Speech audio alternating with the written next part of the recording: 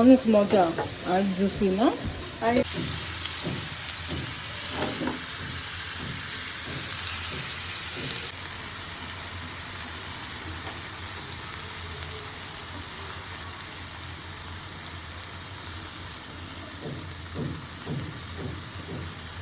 তুর্কি সাদানা কাবাবের ভিডিও যতবার সামনে আসে ততবার দেখে আমার খেতে ইচ্ছে করে, বাট অলসতার কারণে আর কি আমি বানাই না।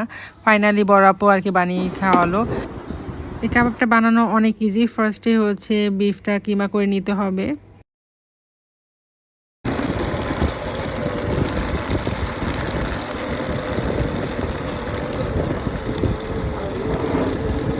বিফটা ভালোভাবে ব্লেন্ড করার পর এখন এতে দিয়ে দেবো হচ্ছে পেঁয়াজ, কাঁচামরিচ, ক্যাপসিকাম আর গাজর কুচি। খুব ভালোভাবে কুচি করে নিয়েছি। তারপরে হলো এখানে মিক্সড করব।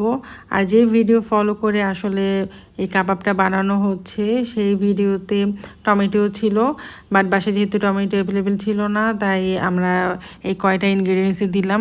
আর ওই ভিডিওটাতে কোনো ধরনের মশলা ইউজ করেনি, বাট আমরা হচ্ছে এক্সট্রা মশলা ইউজ করছি স্বাদটা বাড়ানোর জন্য।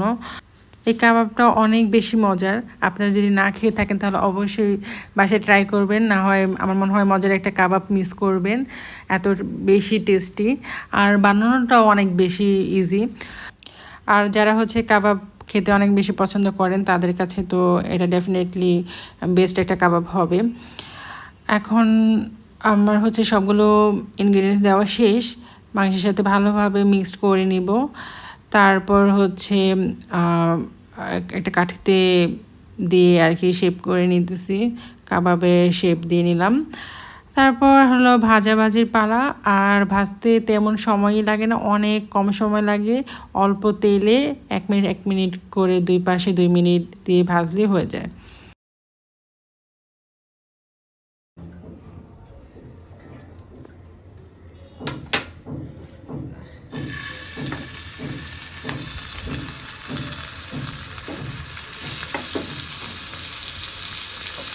সো ফাইনালি আদানা কাবাব রেডি।